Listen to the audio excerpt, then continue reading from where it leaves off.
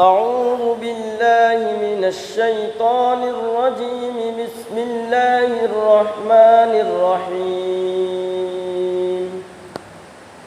إن للمتقين مفازا حدائق وأعنابا وكواعب أترابا وكأسا دهاقا لا يسمعون فيها لغوا ولا كذابا جزاء من ربك عطاء حسابا رب السماوات والأرض وما بينهما الرحمن لا يملكون منه خطابا يوم يقوم الروح والملائكة صفا لا يتكلمون إلا